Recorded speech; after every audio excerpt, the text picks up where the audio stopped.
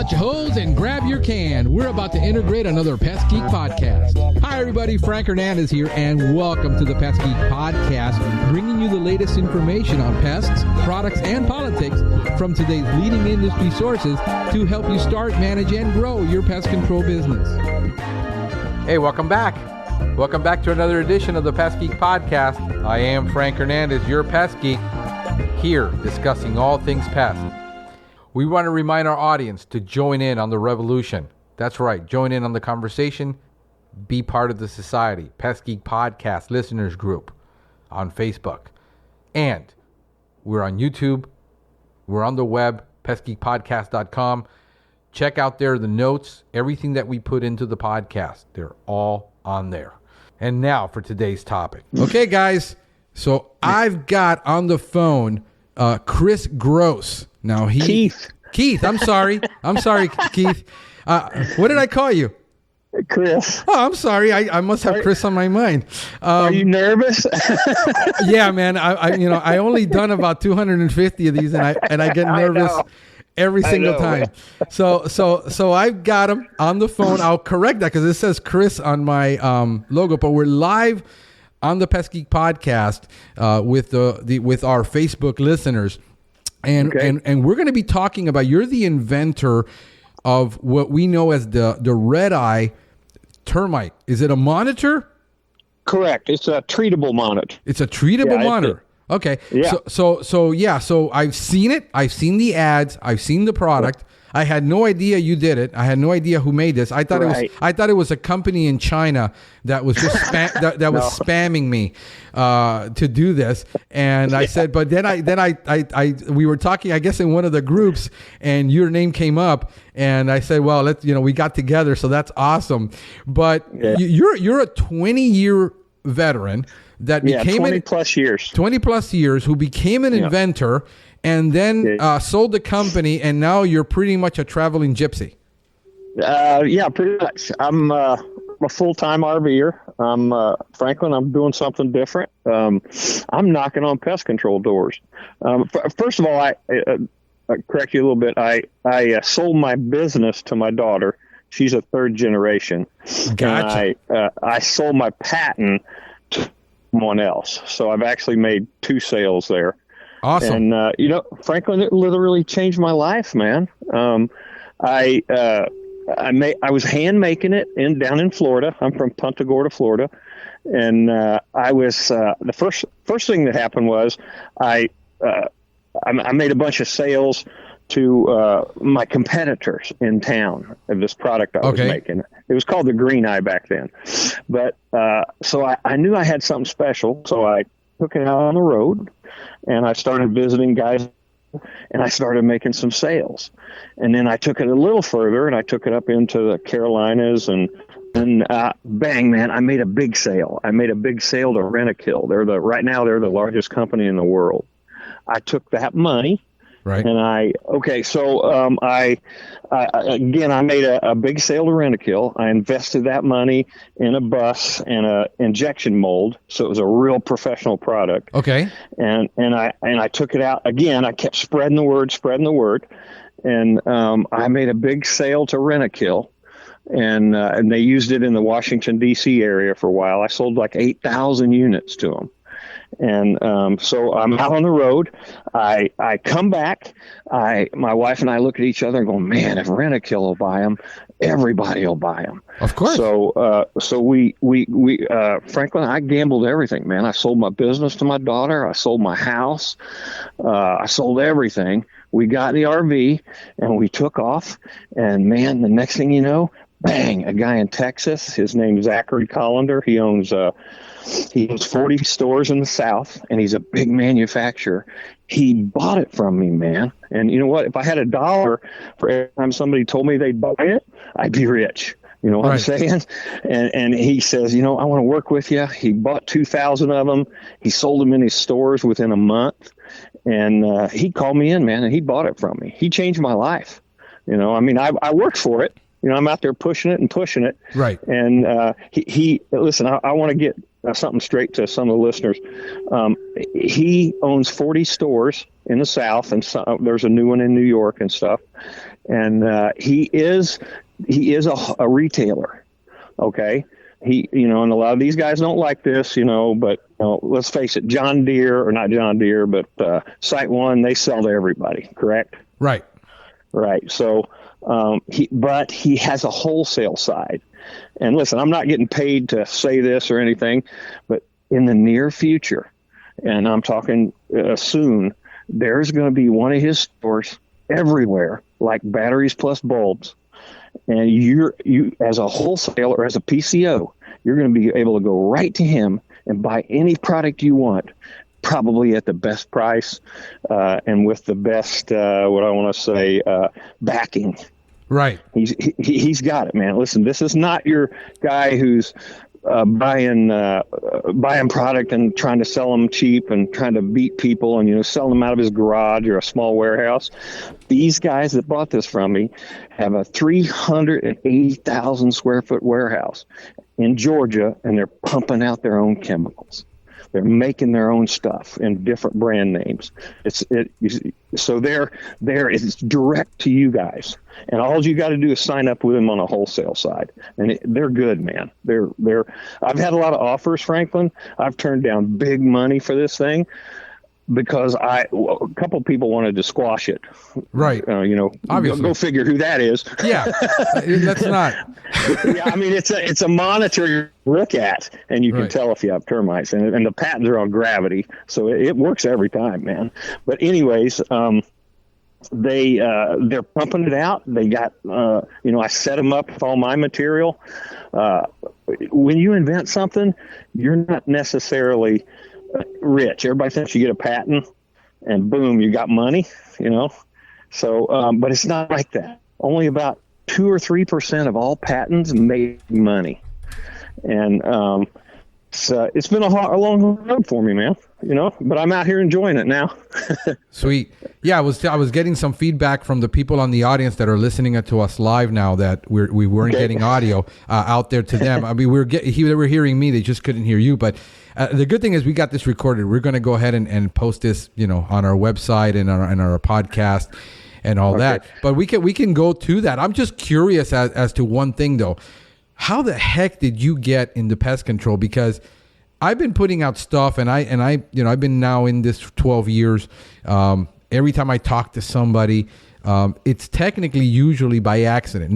Very few people grow up in this business, and very few people wake up in the morning and say, "I want to be the pest control guy. I want to be the bug guy." Actually, most people don't want anything to do with bugs, and that's why we have a heck of a time trying to get people to join us and find workers. So just like, when did you decide? Like, you were like 3 sitting at your table, and the Orkin man came in, and he decided, gee, that's what I want to do. I mean, what happened? No, I was I had a job from the time I was 18 to 27 in Ohio. I worked for and then I moved to Florida, and my parents had a management business, they managed lawns and condos and stuff like that. And they called me up and asked me if I wanted to go into business with them. And I did it, man. I quit what I was doing. I moved to Florida. I was 27, and I was cutting grass, man. But I was cutting a lot of grass. I was making a lot of money. And we were hiring all these pest control guys. And you know what? They weren't doing the job to my satisfaction. So I qualified under this. I got in it on purpose, because I had all this business. I was paying these pest control guys a fortune to, spray the lawn, do the indoor, and do the termite work and stuff like that. I thought, man, I'm smarter than these guys. So I qualified under this Florida, I can't think of what it was called, but anyways, I qualified to take the test. I studied my butt off, and I got my first L&O license. And the rest, I would hire a guy, and he'd hold a card on me. I'd do the 100 jobs or 30 jobs back then, whatever it was, and I'd get that license. And then, I kind of just slowly got it. But I originally got into it for myself because I wanted that money I was giving the pest control guys. Right. 50,000, 100,000, they were big jobs. So I did it, man. But you know what? You go take all those tests and you qualify for everything and you pass the test, but that doesn't mean what you're doing. Most guys grew up in the business and they know what they're doing because they were doing pest control, and then they take their tests and then they go off on their own and stuff like that. Well, I didn't. I was cold turkey, man. I got my licenses and I had to teach myself because no one was going to teach me. So it's been great, man. I've loved every minute of it. I love our business, Right. So you were in it for how many years? How many years were you in pest control? About 20. About 20 years. Okay. Yeah. So I was doing, how the lawn care guy treats the lawn. Right. You know what I'm saying? He doesn't have a license. I was that guy too, Yeah. But then it got so big that I qualified for the tests and I took them. And, Franklin, I've done aquatic pest control. I've done demonstration and research stuff. I've done some crazy stuff, but basically it was my lawn care business that got me into it. I got out in the open here. Okay. Now, are you in the mountains or are you like in I'm in Florence, Oregon. We're right on the coast of this venture. I travel and we do 2 weeks in a town, and I hit every pest control guy and walk through their door.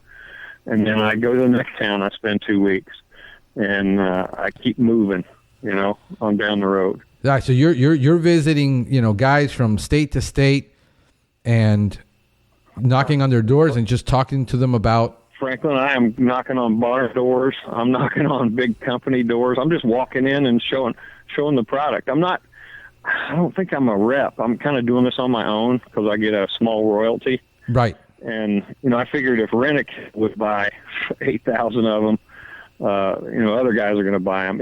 The product's selling worldwide, but my mission is social media and traveling the country and knocking on bug guys' doors, man. I get to meet all you guys. Right.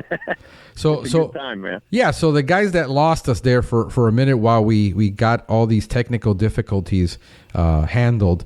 So you spent 20 years in the pest control industry. You've been in landscaping, so you understand what we do. You didn't just decide one day I got a brilliant idea, I'm going to try this and see if you understand our pain and big time. Yeah, right. I understand. Right, the buying pain. Hey, what I really love here recently? There's a few of you guys know these guys, is Michael James Burke and Nick Madero and stuff. They're throwing the prices out there. Right. 10 years ago, it would be all over the world, of how much you're paying for this product. Right. I love that, man. I love that. Because that's a lot of problems we had. I'd walk in and one day it was this price, and the next day it was this price, the chemicals. Right. And I hated that, but I love the fact that of this social media.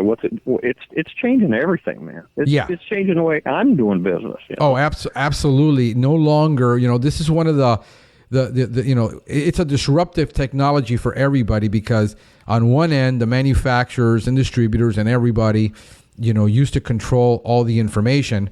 And we had no way of communicating, no way of talking to anybody and comparing except the guys in our local town. And we didn't know. Now it's a two-way street, because now we can say, hey, this product is great. Here's the problem. And these guys can address it really quickly and almost in real time, even though they're still making a physical product. But they can get the feedback from us. And we can actually, talk openly about whether the product stinks or is good, and the success and failure of a product is going to be much quicker with this environment. True. So you still you got to be on your A game, because your product will either go up or go down much quicker, which is good, because if your product sucks, you want to know it sucks quickly. Change it and change it before you invest another 20 million going, geez, I wonder what's going on with this product that doesn't sell. So that's a great thing. So you went into the business, you've been a CPO, you sold it to your daughter. How did your daughter get even? Because that's another strange one right there. Your daughter is interested in bugs. Right. Well, it's a good story. You know what? I originally sold it to my right-hand man, and he was good, man. He was a great salesman, but you know what, man? He couldn't run a business. Gotcha. And it was falling apart. And this is me. You know, I'm out on the road. My son-in-law was working for him.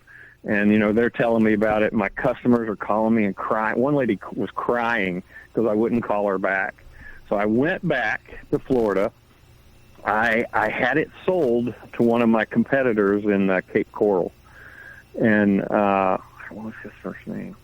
Anyways, I had it sold, and I went back, and I'm getting ready to sell it. And my daughter comes over, just graduated from, she went to Gainesville to college. And she goes, Dad, this is my name. Let me have a chance. You know, frankly, man, I almost had tears in my eyes. You know, I'm getting ready to sell it and take off and stuff. And my wife and I sat down. We had a long meeting, me and her, and we gave him a chance. You know, and she's 21. She's 23 now. And man, Franklin, I got to tell you, she is just kicking ass with it, man. she's doing bed bug work on your coast. Wow. So she's in Florida. Yeah, she's got heaters and. You know, she did something I would never do. Well, let me backtrack a little bit. When you sell a business, and I'm the answer guy, and I'm the guy answering the phone. My wife's running the office. When you're gone, people don't like that. Well, we figured we'd lose about 20% of the business, which we did. My daughter stuck it out, tears in her eyes some days, loving it the next day. Right. And she's doing great with it, man. She's 23, man. She's a business owner. 23. She's 23, man. She is loving it. I went back. You know, I periodically go back in Florida because I'm her certified operator. Okay. But you know, we have business meetings every morning. You know, things have changed since. You know, remember back in the day, I don't know how old you are, but we used to rent our pest control license out, you know, our certificate. Of course. It still happens. Yeah, oh yeah. They put a stop to it. Man, I got to tell you, Franklin, somebody, I don't know who it was, a competitor, or maybe it was my old employees or something. They like turned me into inspectors and stuff, and they're calling me and all this stuff. I go, listen, man, she's a third generation pest controller. I don't have to be there every day. I talk to her every morning. And you know what? They worked with me, and Dax worked with me, and we worked that part out. Right. And but things are different now with the internet and the Facebook, all that stuff. You know, we can communicate. Back in the day, it wasn't like that. Yeah, no, it definitely is. Man, she's loving it, man. They did something I would never do. They pay a guy now. You young guys probably know how this works. They pay a guy about $1,000 to $1,500 a month, and it's some kind of bed bug page. And it's an old page, like 20, but when the internet first started, and he turned it into a bed bug page. Okay. And they get jobs from this page. And you know, I'm an old type guy. I'm 60. Okay. So I would never, if you came to me and said, "Hey man, I'll get you some bed bug work," you know, I'd say, "Get the hell out of here, man. I'll get my own bed bug work." But they've got this thing, man, where somebody calls this number, and it tells them who it is, and it records the conversation. And next thing you know, man, they're in Miami working in a high rise doing a $10,000 bed bug job. Right. But I would have never done that. So they're new. The millennial is doing a lot of different stuff. Right. You know? And that's what she is, I guess. Well, she's my baby girl, but anyway. Yeah. So you sold the patent. So you didn't do the manufacturing. How does that? By the way, let's talk about that, because a lot of guys have brilliant ideas and they want to patent this. What? Talk about the process. Right. If they're listening to this, they hit me up, man. I'll tell them anything they want, and it's all free. It was an idea my daughter had, the one who bought the business. She was about 13, and I was checking some old Centricon stations for a buddy of mine, and he was on vacation. And I picked her up at school. I'm taking her home. I go, honey, we're going to stop over here. I got to check these stations. It was real hot, too. You know what Florida's like. It was hot as hell. And I'm bending over, I'm sweating, I'm digging them out, finding them, trying to look for them, because this guy that I was doing it for, he's really prompt, man. I wanted to, do the right thing for him. I'm doing all this, I'm bending over and checking them, and my little girl looks at me and she says, "Dad, this is the dumbest thing I've ever seen." And she goes, "Can't you just look at it and tell?" And that idea stuck in my head, man. Wow. And, a couple months later, I was working on my flats boat, and I had a piece of PVC pipe in my hand, and I had a stick in my hand for some reason. And you know how lightning is in Florida. Us veterans down there, when lightning hits, you get the hell out of there. Right. I jumped off my boat, and some reason I had that stick in a PVC pipe, and it fell through. And I thought, wow, man, that's it. Took me 10 years to develop it, but that was my flash of genius, man. Every inventor has it just comes to you. Right. But it took 10 years to get where I'm at. I was hand making it. I was selling some. Here, this is a great part of it. I knew I had something special because I was selling a few, and I was showing my customers they liked it. So I took it to a home and garden show in Fort Myers. And I was, these guys had these big giant booths, home and garden, all kinds of lawn stuff and all that crap. And I just had my little handmade device. People were calling it toilet paper rolls. How do you turn the light on? They were saying some of the dumbest stuff. And I was hand making it out of a PVC cap and it had a red dot on top of it. The gravity is gravity, so that hadn't changed much. But anyways, after that show, nothing happened for a couple of weeks. And man, I was getting calls from everywhere. I sold about 500 of them just from that show. Wow. And that's what got me kicked off. Yeah. And then one of those people that bought from me from that show, her son called me one Sunday about 3 weeks later and says, "Hey, man, I want to talk to you about what you put around my mom's house." I'm going, "Oh, God, he's going to scream and yell at me, because I was hand making this thing." Right. So I go over and meet him. I was reluctant, but I went over and met him.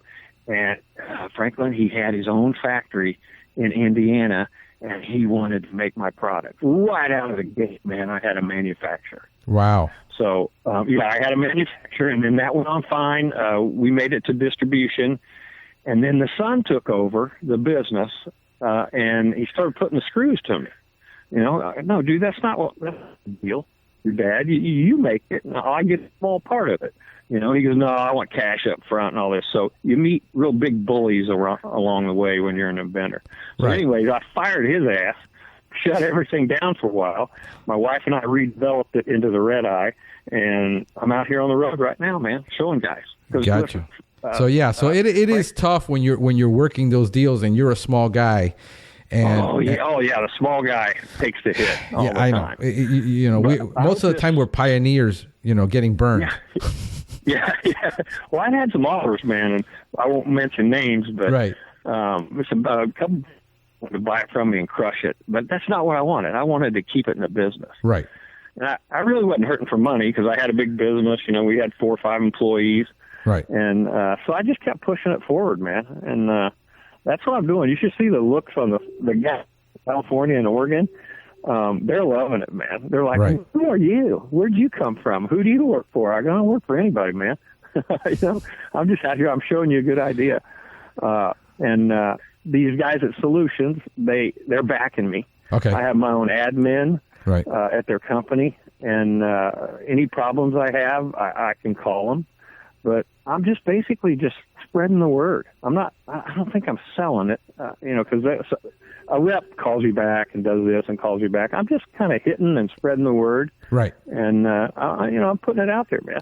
Yeah, no, I mean, you're an evangelist for the brand. Yeah. Oh, wait, man. I got some other stuff coming out, but we'll talk about that later. Yeah, no, I mean, I think it's a great idea, So basically talk to me about the way it works. How does this thing, I mean, I think I got the idea. There's a wax-impregnated cellulose food source around the tube. Okay. We're finding right now that it's lasting between 5 and 8 years, sometimes longer, because it's a candle. You can put a candle it's a candle-like food source. If you put a candle in the ground, okay, you can go back 5 years later and it's still there, gotcha. Unless it gets to 400 degrees. But so it attracts the termites. Termites find the wood plug at the bottom of it. The lignin is into the tube, so that they chew through that, and once they get in that tube, they find they can control their moisture, and they just devour there's a little load in there. It's like a cellulose rope.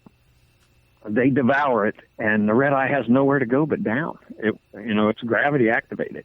Gotcha. Okay. Yeah, but we have an injection port in it, and I'm running into flack. These companies, you can't do that. You can't do that. Well, yeah. You know what? I can do that. I can invent my own bait station. You guys can do whatever you dream of out there. Right. So it drops away, and you just look at it.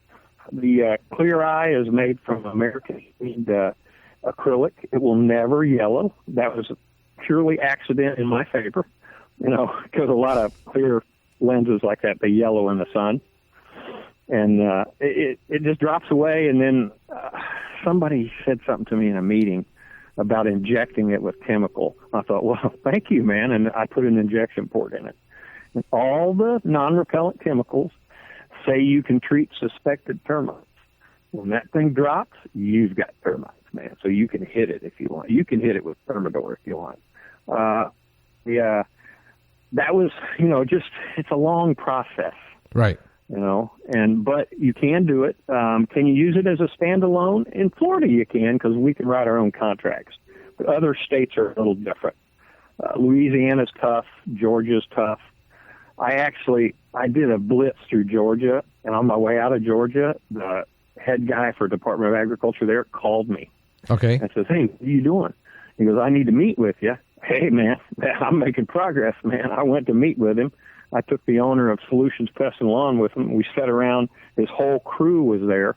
And you can't use it as a standalone, but you can use it right now and treat it. And they're buying them over there. You can do it, but it's all about this standalone. Frankly, I was never a standalone guy. I used the red eye as a standalone in Florida, but I had a really nice FLIR B2 camera that was my insurance, so I didn't get burned. Right. If something happened and they didn't see it change color, and you know what I'm saying? I took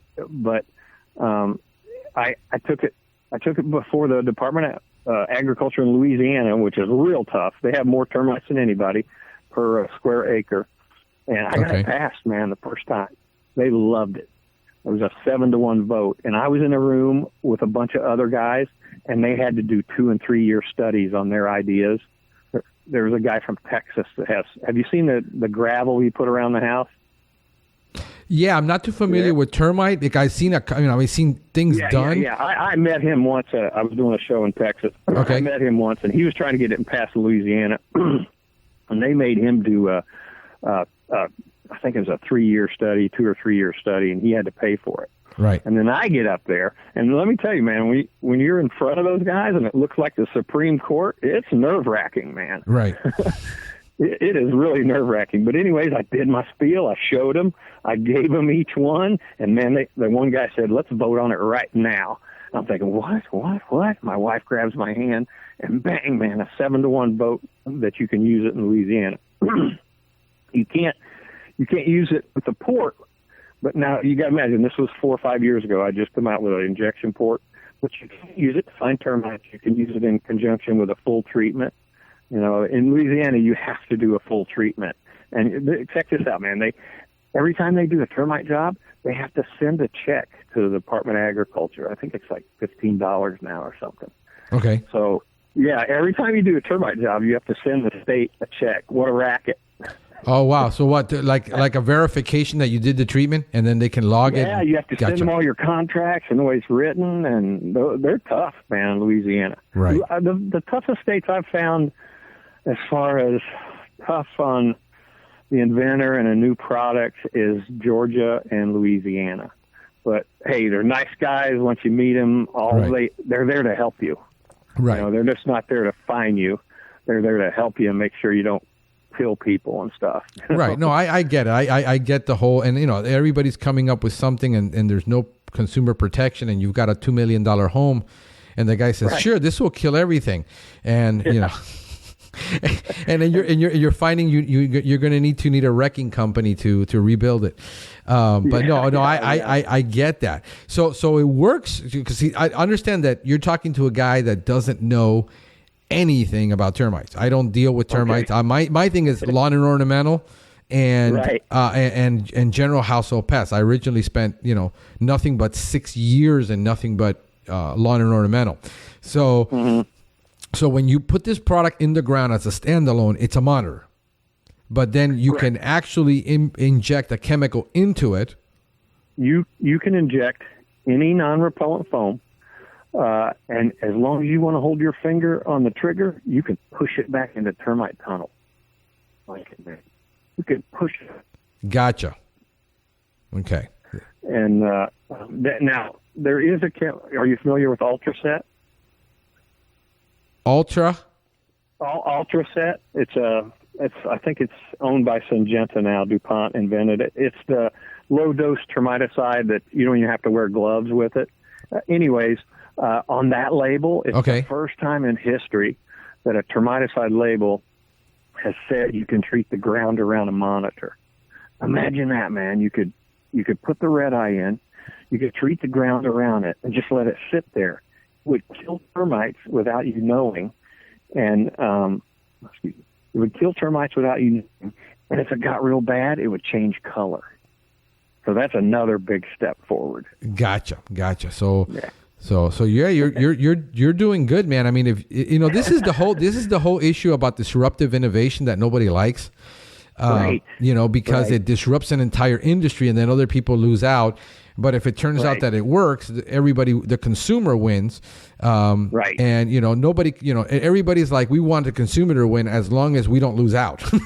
Nobody wants to lose out on their thing. So if, all of a sudden you have this, $15,000 trenching equipment, and now it becomes obsolete because a guy with a little, in-ground monitor, which is cost $500 or whatever it costs, just destroyed your entire industry. You're going to be pissed.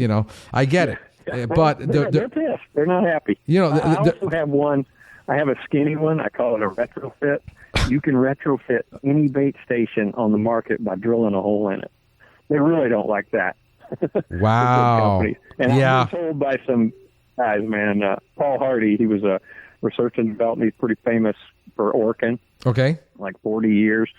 We'd go fishing and stuff. He'd tell me, man, they don't like you at all. And I go, I know, Paul. I know. It's okay, though, man. It's all right. Yeah, I know. You're not, I learned a long time ago that if I wanted to make things happen, I wasn't going to be liked. And if I wanted to be liked, I buy an ice cream truck, So I'll go through the neighborhood and make everybody happy, getting an ice cream truck. But the reality is that a lot of people love this podcast, and a lot of people hate it. A lot of people love it because they're getting all the info, and a lot of people hate it because I'm giving away everything. And that's what we need, man. I made a decision. I'm going to give away everything that we have, all the secrets, everything that we know about. Give it out and let the marketplace, because what I realize is that very few people are going to do anything with what you give them. But it's that the 1 to 3% guys that actually do something with the information because they're hungry and they're sick and tired of being sick and tired, that they'll go out there, make it happen, and then the 99% is whining and crying about it of why this guy made it, and I have way more knowledge than him. Look, bro, I don't have an entomology degree. I don't have any, letters behind my name. And I am the least likely guy to sit up here in a microphone and do it. I mean, there are guys at the university who could do it. There are guys who work for large companies that could be doing this podcast, and they're not. And here you got a guy from Hialeah, Florida. You know where Hialeah, Florida is, bro? I do, man. I've been through there. Okay. It's very unimpressive. Right. So there's nothing that would dictate that I should ever be doing a podcast on any subject. Maybe on toilet paper. I might qualify for that. But, but here I am doing it, and people are up in arms that, he doesn't have a BCE, he doesn't have a PhD. No, I don't. Thank God. Because I wouldn't be doing a podcast probably. I like it, man. You don't need that now. Yeah, you don't need that now. So I am free to do what I want, how I want, and there's a bunch of people that love what I do, and that's what really matters, is those that love it. The good thing about this podcast, Keith, is that we're going mainstream. Okay, so we're marketing directly to the home user. Yep. So the home user can now say, I want that product. I want that kind of service. I want that kind of company. I want someone to do it that way because that is the best way to do it, not what everybody keeps telling me. And, so when people realize that IPM is not a bad word, it's not, that the spray and pray guys who just decide they're going to sell the cheapest product for $25 because they can buy 68 cents a chemical, and everybody thinks that is pest control. We're trying to educate people on what integrated pest management, and that there are better ways of doing things. And I think that products like yours, which I absolutely love innovation. I could care less if I like it or if it's for me. I more care about that the innovation is there and that the choices are there. And as a free marketer, whether I like something or not is irrelevant. Not too many people get hung up in this internet about what they like. I am selling a product. I am trying to reach people, and the market will decide what the market wants, whether a product succeeds or not. It reminds me, most people have no idea of the who was the guy that made that car that got buried by the big three back in the DeLorean. No, we're talking about the 20s. It was right around where I think it was right before the Studebaker. And he made the first fuel injected rear engine car. I mean, today we got Porsches doing that. But it got buried, and that's it, man. We just need to make sure that these products create a grassroots effort among us guys that are out there, that are the underdog, to say, hey, it has merit. And just because a big company doesn't like it, because the competition doesn't like it, because the industry doesn't like it, doesn't mean that the product is not good and it just threatens the status quo. So I am one of those guys. One of my friends that he's also my media guy. We were discussing the other day, and I realized I'm a prick. That I goad people into action, and I'm happy. I like that title. I'm good. I mean, I'm happy with that. I'm also defibrillator. I shock the heck out of the dying and make sure they don't go under. I love it, dude. I love what you're doing. I love the fact you can go around the country and enjoy one heck of a retirement that most people dream of. I'm having a good time. It is just amazing, dude. Let me touch on what you were saying.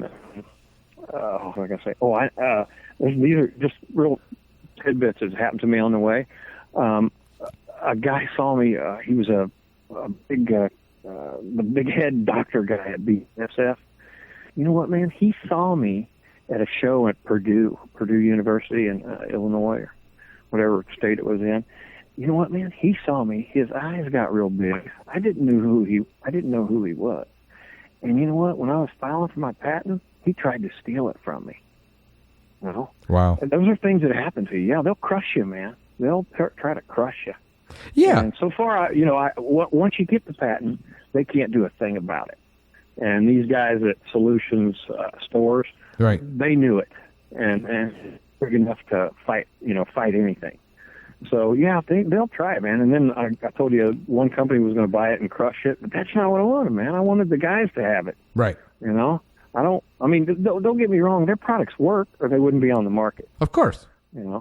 And listen, man, there are Franklin, there are over 2 billion, and with a B, termite stations in the ground worldwide. Right. Through all the companies. That's not even counting me. Right. So I actually got to interview on one of my first podcasts the developer. He works at University of Florida. That he developed the Centricon station. And Dr. Sue? Dr. Sue. Yeah.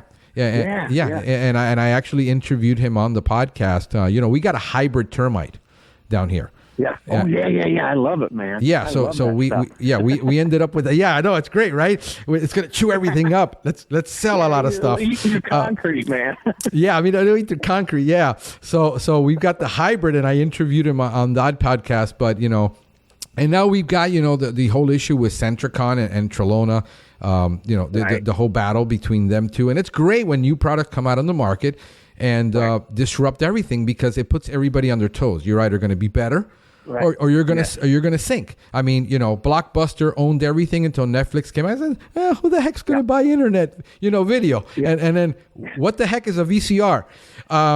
We're in that. There's still people out there who their grandfather used to own a buggy whip business that is still angry at the automobile. They haven't let that go, and and we still got to put them in therapy. Once in a while to deal with that whole issue. But that's amazing. So are you sold through any major distributor or just through the solution store? No, he bought it for himself. Gotcha. He bought it for himself. He'll never, part of the deal was he's going to get, because if he resold it and stuff like that, I'd want more. But, he's making it. He's got 16 people in a warehouse where he shoots product out to everybody worldwide. Okay. And then they make it. I set them up and all that stuff. But hey, man, back to the Dr. Sue guy. Oh, yeah. His last name? Hey, listen, man, he's been working on, and I know this for a fact, a liquid termite bait. Interesting. Don't think that's not coming out soon. It'll be there. I mean, look, I've been saying it for a while. I embrace the whole idea of baiting for everything. Yeah. 9 years ago when nobody wanted to do it, because I truly believe, and look, working on biological baits. I mean, that's coming to the industry, where with the push for organic and natural, there aren't any. Right. So I think biologicals are going to be the next big thing. Baits are going to make a huge inroads where we probably won't be spraying mostly anything. It'll be safe too. It will be a lot safer. I mean, if we don't have to do it. I don't care what anybody tells me. A chemical is a chemical. I don't care whether it's hairspray or whether you're killing bugs with it. We're not supposed to be messing with it as humans. But it's a necessary evil that's something that we have to do. And if he'll come out with that bait and I have the injection port, I'm going to buy him a big birthday present, man. Hey, inject. You can inject it into your system and eliminate the whole issue of, buy $1 million from me to get my bait station, which has everybody in arms, by the way. The whole issue with Centricon, you can't get into the bait termite business if you're a small guy, because you got to buy $1 billion from them. And then another competitor comes out and, said, nah, we don't care. You can buy it if you want to buy one box. So, hey, competition is good. You want to play the game. Everybody should play and be happy. You get along. What do you think about the digitalizing? There's about 15 companies out there that your snap trap will call your cell phone. Oh, I got a whole case of them from VM Products. That I haven't had a chance to test them yet. But no, I mean, the technology is wonderful. I mean, the fact that you can put pretty soon it's going to be, you can just put a camera in it and from your cell phone, be able to monitor, wildlife. I've got wildlife cameras and it's just an amazing ability for the technology that's coming out. So they're really innovative. I love VM Products for what they do. That station they've got where you can hook it up to your phone and that thing goes off. Man, that saves you going back and inspecting and the client having to look. It's amazing. Pretty funny, man. I love the innovation. I love the fact that it's there. I embrace all innovation and I love it. And there's no such thing as really a bad innovation. It'll succeed or fail in the marketplace. And, Uber is hated by taxi drivers and limousine guys, but, it is what it is. Guess what, man? Get on board, man, or you're going to be like, and look, it's like I tell people, you can kick against the goads all you want. All you're going to end up is in a bloody mess. And at the end of the day, it's still going to happen whether you like it or not. I'm just not going to support it. I'm just look, get on with it. You know, there's still people telling me they won't get on Facebook. Okay. So when the last printer in the world goes out of business and you want to print another flyer, let me know. Because you still won't embrace it and you won't get on Facebook because, you know, you just hate it because you hate Zuckerberg. I don't know. I mean, the VM product, Ethan Vickery. Yeah. He reached out to me and I had a conversation with about a month ago, and you know, he was loving it and stuff. He wanted to know. I thought he was hitting around. He wanted to distribute it, but he didn't know I had already sold it, and he actually knew the guys I sold it to. Okay. But he's got that IPM Square. Is that what you got from him? Yeah, it's called the Square. I think it's gone through a couple of name changes, and they did all the development on it. Right. That's Ronan and Eaton Amici. They're from Israel. Yeah. And they invented that, and it's going worldwide. And I'm not so much, you know, a camera's a camera. I mean, there's a couple guys out there that goes, "Oh, I invented a special mouse." I know you did, man. A camera's a camera. Yeah. You know, it's your thing. But that technology's out there. And, hey, man, I'm going to tell you right here on your show, man, my wife and I filed for a patent yesterday. Okay. And, dude, I think it's big. Not only did I develop a electronic rodent food source that hooks up to their devices, I also have one for roaches and ants. I'm going to make, in the very near future, I'm going to make an ant call your cell phone. Now, all these guys are laughing about it and stuff, but if you think about it, in an operating room, a food processing plant, all the high-end people that right. restaurant that cannot have anything in there, especially roaches. Right. Imagine if a roach called your cell phone. Wow. I know, man. If my old friends could see me now, they'd say, "Keith, are you in there?" Yeah. No. I mean, if you create a monitor that an insect goes inside, sets off a chemical or sets off a whatever, and then all of a sudden you got something. That's great because it doesn't matter what. Yeah, in a highly sensitive facility when there's almost a zero tolerance. Right. That is amazing.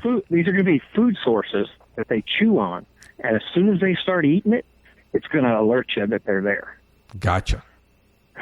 No, that's great because that eliminates the callback.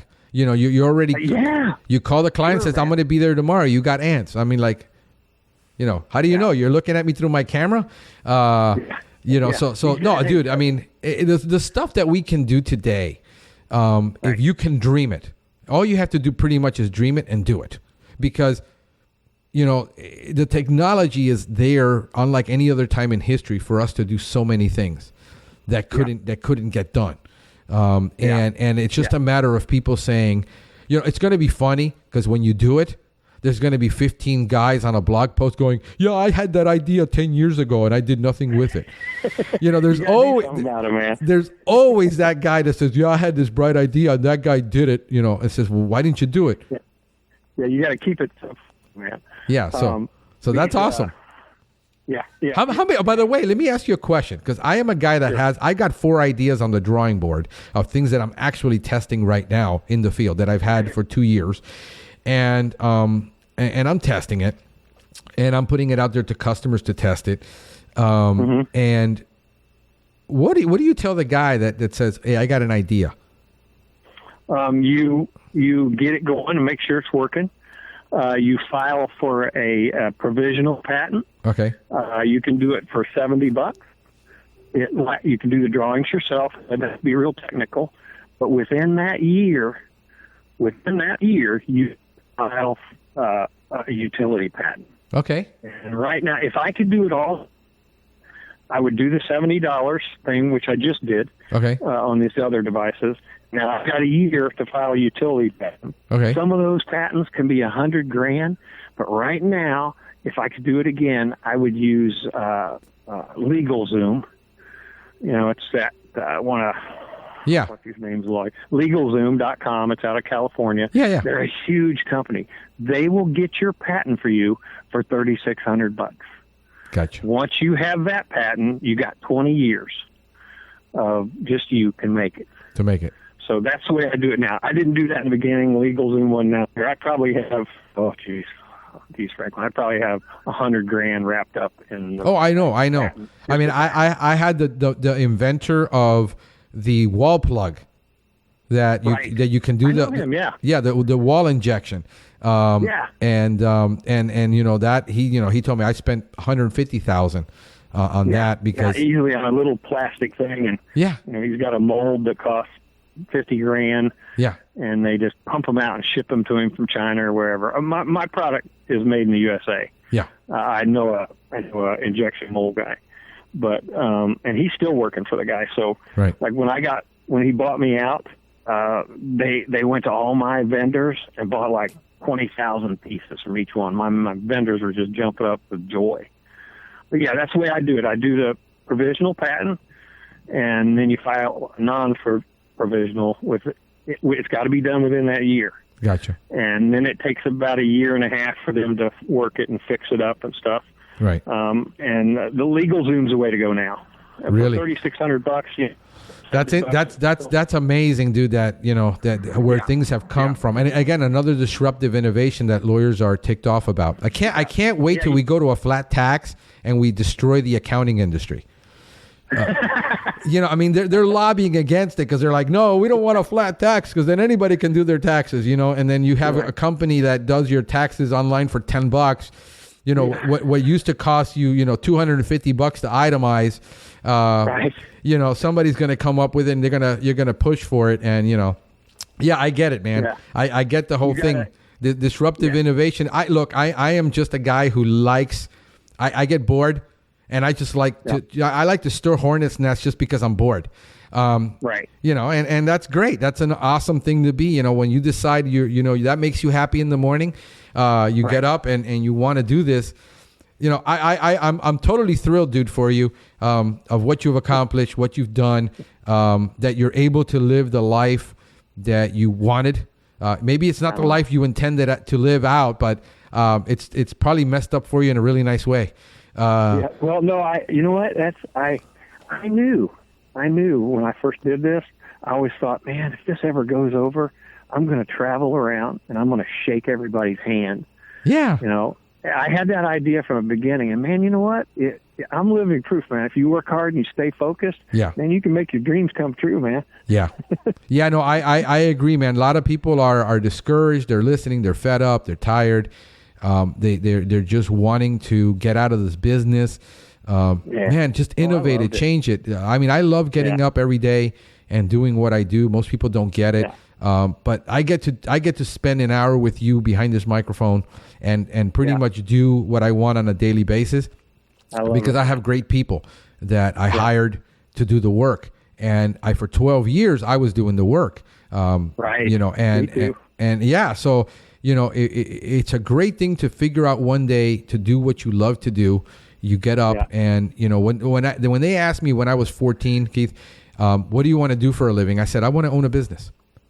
I mean, that's what I wanted to do my whole life. I was unhappy working for everybody. And it took me 20 years of being in the field and in selling and in business to find something that I was passionate about because I had tried 5 other times and failed.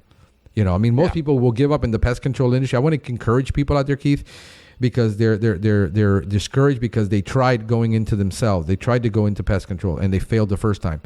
You're going to fail a lot of times. You got to love failing. Oh yeah. I mean, I love failing. Better.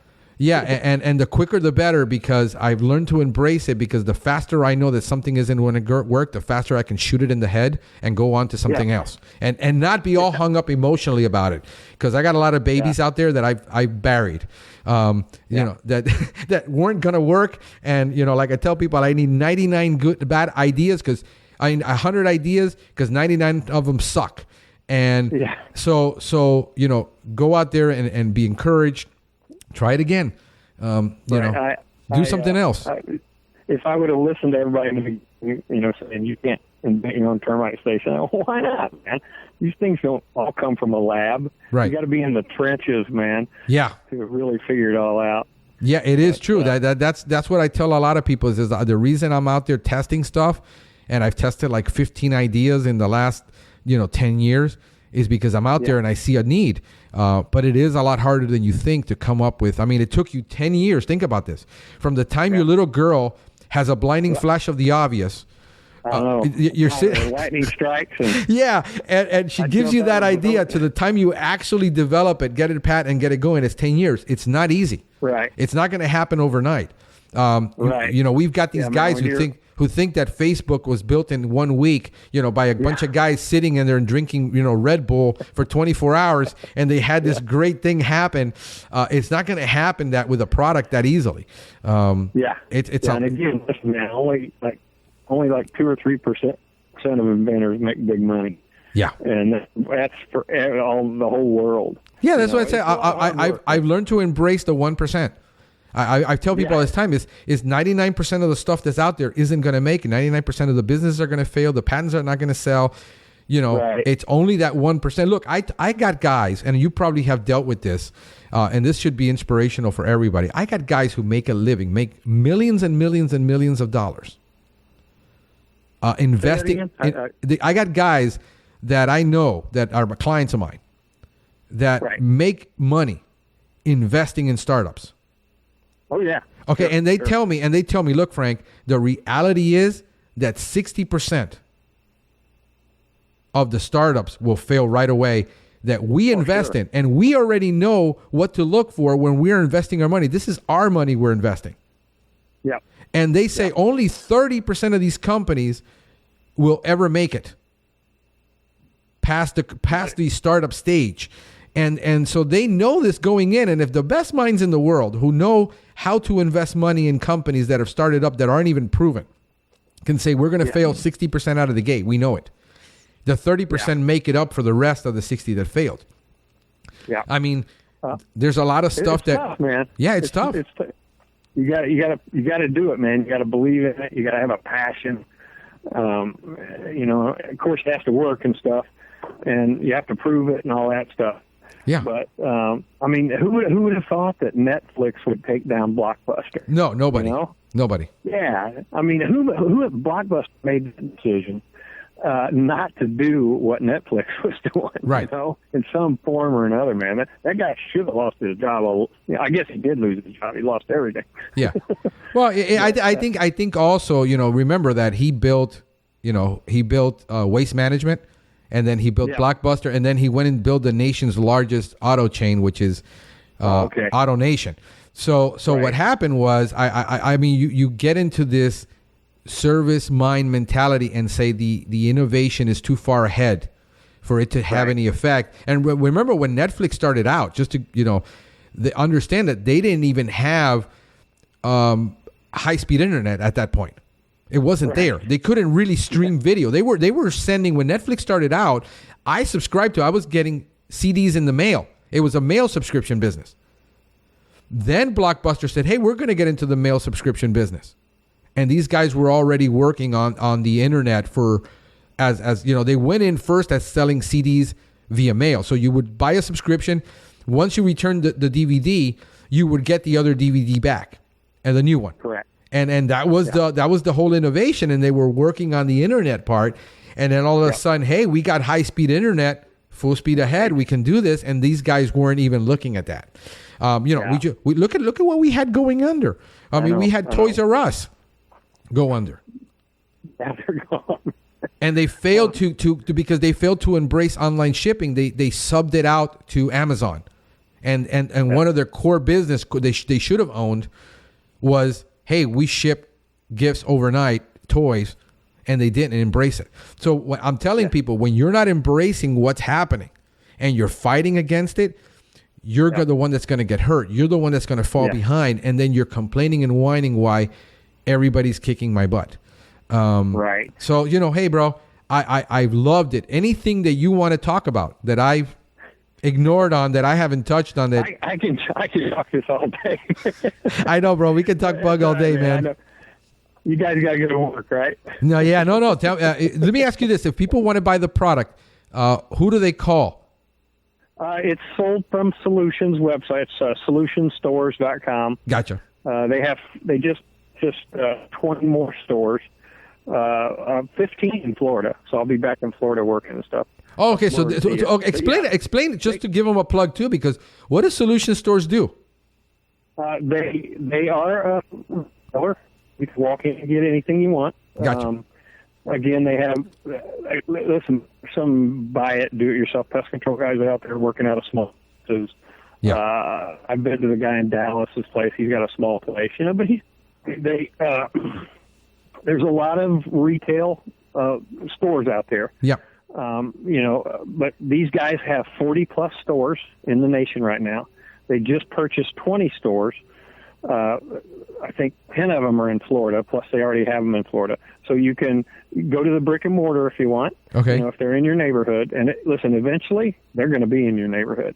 So those guys out here, the pros, get used to it, man. There's always going to be a retail guy. Yeah. But they also have a wholesale side. You can go to their website, hit the info tab, sign up for wholesale. You'll buy their chemical that they make in Thomaston, Georgia, near Atlanta, in their own name. So instead of buying bifenthrin from somebody else, gotcha, buying it from somebody else, you can buy it right from them. I don't think they're not themselves, so to speak, and just blowing everybody away. You can get it at a decent price. You can get it shipped to you. Right. And they had everything I wanted when I walked into that meeting. Hey, man, when you're sitting there and someone's offering to buy your patent, it's nerve-wracking, man, when you're sitting in that meeting. Right. So anyways, they bought it, keep it themselves. You can buy it from their website, free shipping. I think you have to buy 40 to get them for $9. If you buy 500, they're only $8. So It's a good deal. Yeah. Any normal bait station with the bait and stuff is about $15 or $16 when you add it all up. Gotcha. So it's a good deal. It's a great product. It's a great way to find termites and do more termite work. Even if you just put 2 around the house. Yeah. You're looking for termites in some conductive areas. That's awesome. That's where you can get it. Listen, man, they're up and comers. In the next 10 years, they're going to have a store where any of you guys listening to this podcast can go buy wholesale chemicals direct from them. There's no middleman. That's the future. Yeah, I know. I'm saying it. It's going to change. A lot of the, everything is going to change. Everything is changing already. Yep. You embrace it. Do your own pest control. Stores are popping up. I got guys here who own, $1.5 million pest control operations, and they're putting up a store in their market. Because 80% of the people that walk through that store are going to want to do it themselves, but 20% says, forget it, this is too much work, can you do it for me? So it's a brilliant strategy too, if you're looking at it. So yeah, man, I love what's going on. I love the hustle. I love that everybody's got their feathers, ruffled, and that's the way to do it, because that's how you make things happen. So kudos to you, man. Change, man. Yeah, kudos to you and what you're doing, and enjoy it out there. Hey, bro, send pictures from the road, dude. Take pictures. Post it on the Pest Geek. Post it on the group. I'm sharing your stuff. I have like almost 8,000 followers on LinkedIn. I put your stuff up there. A lot of people are watching you, man, that you don't even know about. Thank you. I have no idea if anybody's listening to this thing, man. So sometimes I'm like the guy sitting. I'm the guy sitting in a with a one of those electron telescopes, broadcasting out into space and seeing if there's intelligent life. So that feels like me sometimes. But no, man, I love it. Yeah, just post pictures of the guys that you're meeting out in the field, and hey, he just did the monitors, and post videos of you installing them. All right, I'll get some stuff, even some samples of the roach and the ant stuff, and then I've got a rodent thing that lasts. Yeah, I'm a monitor guy. No, and I love monitors, man. They're a first line of defense. I tell people, some people don't want to see monitors, but if you can do monitors right, you'll see the problem before the client ever sees the problem. Yeah, and I think for the guys out there, if they're interested, I have no affiliation with these people or anything, but it's called Monit, MONNIT. Okay. Monit. They're out of Salt Lake City. They have the most vast array of monitors. Any of you pest control guys listening to this, you can get started for $300. You don't have to buy the trap system or buy the special trap or buy this thing that shoots pictures or the camera. For under $300, you can buy a gateway and a bunch of different monitors from them that you can use in your business. The one that comes to mind to me is, they're great, man. You can buy one that works off of vibration. For like $300, you can get started with their vibration monitor. All you do is sit it and it's wireless. You just sit it next to the snap trap. You don't have to hook up. You don't have to buy bears, spend thousands of dollars. You can get started again for $300. And what is it? What is that company name again? And what is it called? They're called Monit, Monnit, out of Salt Lake City, Utah. I found them on my own. Listen, I'll talk about the rat and the roach and the ant calling your cell phone. Right. I had this idea about 8 years ago, but the technology wasn't there. Low cost remote monitoring solutions. Got them. I'm going to put it up. Yeah. No, sweet. It's here today. I think that the biggest fear for guys is, the bug guys is, and the small guys is, oh man, I don't want to pay $1,000 for their system and then rent it from them and all this stuff. Right. You don't have to, man. This Monit it's got some cool stuff, man. Sweet. You can change the temperature of your refrigerator with this guy's stuff. And it just takes a gateway. Everybody's got internet. Right. Just plug their gateway in, set their little wireless sensor up, and I'm gonna use some of them with my stuff. It's the way it's going to work through the ants and the roaches and the rats. But there's stuff out there, but most of it's for traps, snap traps. Right. And no one has come up with, until the other day, no one's come up with a food source that sets off the sensors. Wow. Everybody's got, and there's a guy in Germany, there's about 14 companies. There's a guy in Germany, I can't think of the name, but anyways, he's got it, but you got to buy his thing to put your traps in. Right. And there's another guy in another country that has a giant bait station that's self-contained, but it's huge, and you got to buy it.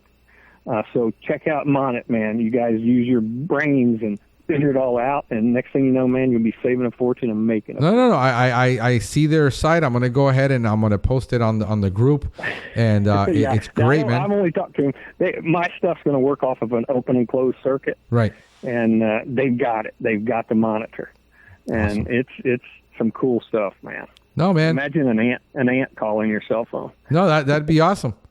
You know, now, you know what the good part would be, though? What? If you can tell me which ant it is. What's that? Which ant it is? Yeah. Well, they all chew through stuff. Yeah, no, but I mean, that would be great, right? Because, you know, we suck sometimes. I mean, I've spent hours sometimes trying to ID a new ant. So, you know, hey, you know, you've got a odorous house ant. and that would be like amazing. Hey, dude. Yeah, you know, if we can get it to do DNA testing on site, that would be awesome, dude. But that's coming, dude. That's coming. That's going to happen.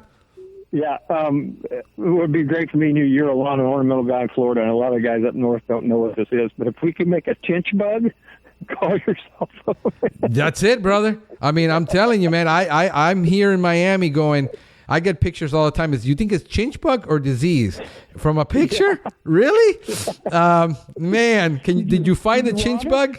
No. So yeah, that would be amazing, dude, if we can do that. But no, hey, look, the technology is out there. It's going to help us.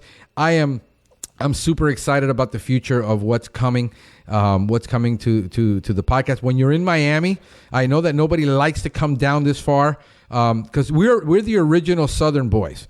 I mean, this is about far south as you can get without hitting the water.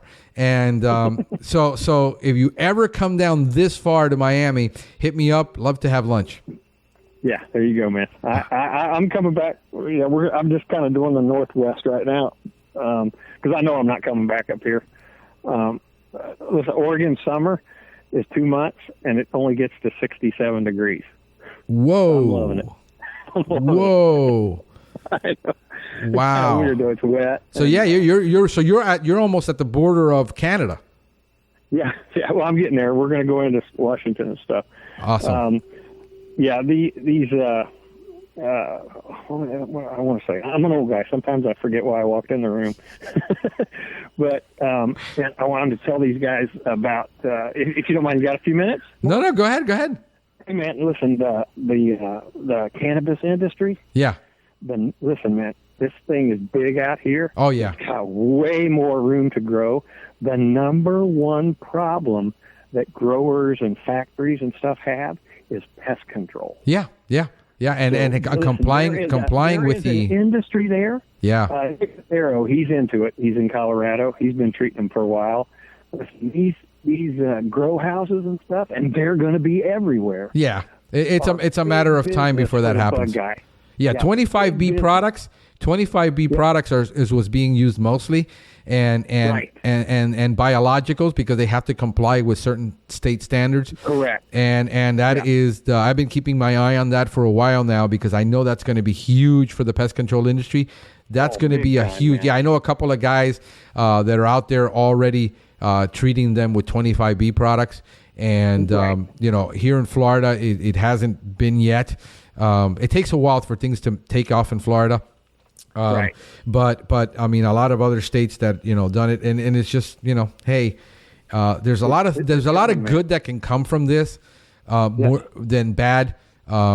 Especially natural products that can come from it that people can really use, other than smoking it, which everybody's against it. I get it. But there's a lot of good that can come from this. The CBD oils, things like that can help people who are in a lot of pain. And so it's how you use everything. I mean, it's not guns don't kill people, people kill people. Right. I'm a diabetic. I'm a diabetic, right? And I just use the cannabinoid CBD. Yeah, it's awesome. It's awesome. I mean, for sleep, I mean, it's amazing. There's no high. You're alert. Yeah. You're super. Your brain goes into overdrive. I know. It's an amazing product, and it just has a bad stigma because it's tied to that. But we forget that every single painkiller that we have is tied to opioids. Come on.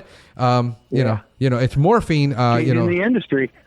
Yeah, so let's we need to tone that one down just a notch. But hey, man, I gotta let you go because I gotta run, and I know that you're on the road, you're on vacation all the time. But some of us here have to work, for a living. When I get back to Florida, I'm gonna come over to see you. Okay, man. You got it, my friend. Thank you so much for being on, man. I really do appreciate this. All right, thanks, Franklin. All right, sir. Have a great one. Take care. Bye. Bye-bye. Bye. We hope you have enjoyed this edition of the Pest Geek Podcast. Until next time, have a pestacular day. Thank you for listening to the Pest Geek Podcast. If you have enjoyed the Pest Geek Podcast, please give us a rating, write a review, or subscribe to the channel.